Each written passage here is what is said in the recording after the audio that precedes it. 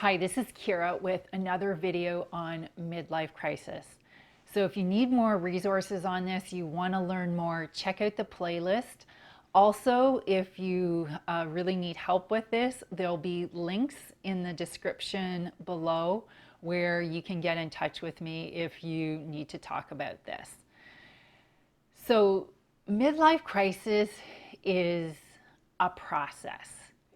And there are definite stages in it that you go through. And sometimes, you don't go perfectly from one step to another, but the overall process, you do transition from stage to stage. And partly it is this process that's how you can tell if you are having a midlife crisis rather than just some mental and emotional challenges that are specific to a different issue. Very often they look the same, but traditional treatments will not give lasting relief on midlife crisis. So, check out the video and you can make decision when you hear what the stages are, which one applies to you. So let's get into it. What are the stages of a midlife crisis? There are 6. The first stage is dissatisfaction for no apparent reason. And this is one of the things that I think is one of the key things. You may not even recognize it in the first stage. But if you can, it's very helpful because then you're not struggling and wasting time trying all these things that aren't going to work. You may have a high level of success. You may have achieved a lot of things that you want to achieve, or your life might be just kind of business as usual with some things going well and some things not going well. But the key difference is that there's a sense of dissatisfaction that's not about anything in particular. And a lot of people get lost in this stage because they start, I'm dissatisfied, so it has to be about a particular thing and a particular issue. And if I just find the right issue and change that, then everything's going to be fine. That does not work with a midlife crisis. So that's one of the key things. Like you may feel I'm, not happy with my career or my job. If you look for other options and address that, you'll feel relief from that. That's not a midlife crisis.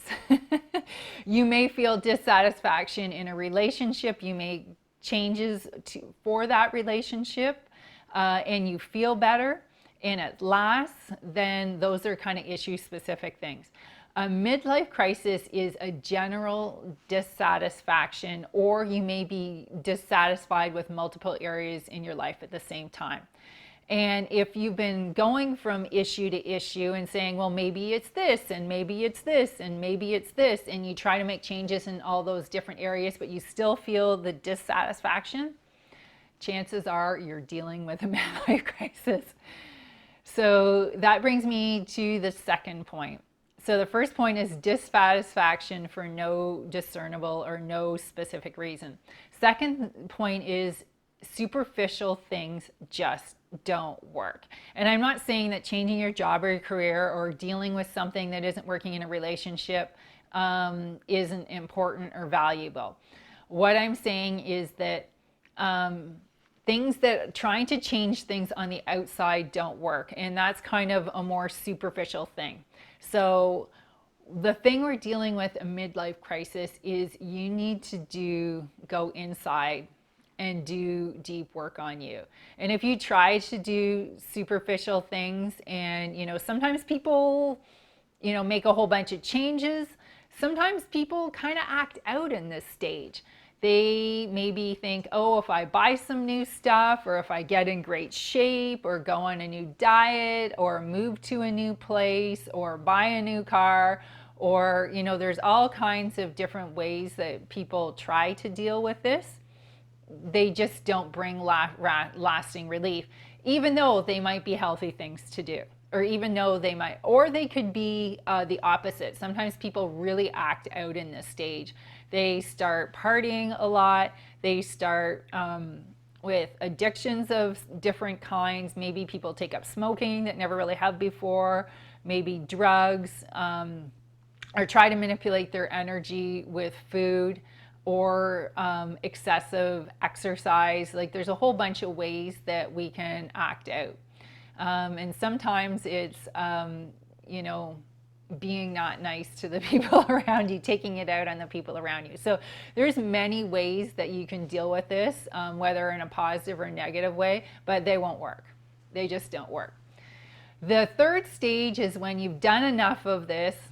And for some people, they don't need to do a lot or any of that. And some people need to do a lot of it. You get to the point where you start to question everything. And you start looking inside yourself and saying, why is this thing in my life? Why am I doing this? What is this thing? Why do I keep behaving this way? Why do I keep making a certain kind of decision? Why isn't A or B or C or D or E working? Why am I in this relationship? Why do I have this job? Why am I letting people treat me a certain way? Why am I treating other people a certain way? Like there could be so many different ways that it looks, but the theme is that you start to question. You start to question yourself and you start looking inside, which is the first step of starting to deal with it. The fourth step is you don't like what you see on some degree. Now, this could be you don't like what you see inside of you. It can also be that you're starting to not like what you see outside of you, even though in the past, these were things that brought you a lot of pleasure, a lot of enjoyment and satisfaction. And they're not even to say that those things are wrong. It's just that the answers aren't there. So you may look around you and say, why am I in this peer group? Why do I do this certain thing? Why do I go to these certain places? Why do, why am I in this marriage? Why am I acting a certain way as a parent or as a member of my family? Why do I have this job?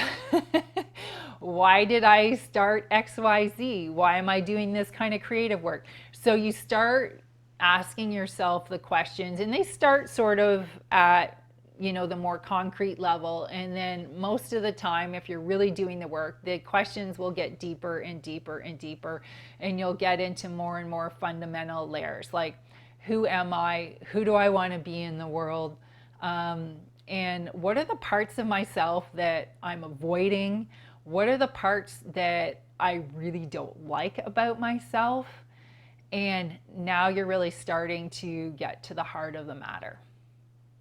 And that's when step number 5 starts. When you start going through these layers, you get to doing deep inner work. And you start to recognize mental and emotional patterns that you've had. Sometimes they may have served you really well in the past.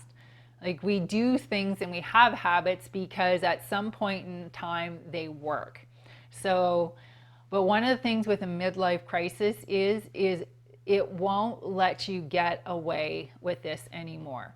So it's like if you broke your ankle and you needed to get a cast and then maybe a cane or crutches, midlife crisis will force you to heal to the point where you've done all the physio that you can walk again without any help, but not just walk, that you can run. Even if you've never been able to run before, you will be able to run and run fast. That's what this part is about. That's what the deep inner work is about. You need to let go of the things that have helped you and I'm going to use the word enabled you to get to this point. They could be ways that you see yourself. They could be ways that you allow other people to treat you. They could be all kinds of different symptoms on the outside, but you have to go inside and find the fundamental core and cause and heal them. And heal them means that they don't exist anymore. They're not there. Which brings us to step number 6. So step number 6 is transformation beyond your imagination. So think of butterfly. It starts out as a caterpillar and it becomes a butterfly. It becomes something totally new. So the first 5 stages are like going into the cocoon and becoming the chrysalis, and then the chrysalis emerging as the butterfly. When you come out the other side of this, you will still be you, but you'll be a version of you that you couldn't even have dreamt that existed when you started out. And it will be incredible. You will have a sense of presence, a sense of authenticity. That's the biggest word that comes from me. You have this sense and this feeling of, I am who I authentically really am, and you don't need to fake it for anyone, anywhere, anytime anymore. You are who you are, and you have a deep sense of love and enjoyment in the you that you've uncovered, this diamond that you've uncovered beneath all the dirt. So at this point, you may go back to old things that you've done before and enjoy them in a new way and in a very authentic way. Or you may think, there may be areas of your life that just, meh, done with that. Bring on the new. Or you may find that all of your life wants to be new. And the outcome you can't really predict at the beginning. It's only once you go through that deep, deep transformative work that you can pick and choose the things that are really authentic and really belong for you. So whatever is in your life at this time will be really authentic, and it will really reflect the amazing, incredible, beautiful being that you are. So those are the 6 stages. I'll just review them again. The first stage is dissatisfaction with no real reason. The second one is superficial things don't help, like being positive, making changes won't help. Step number 3 is you question everything.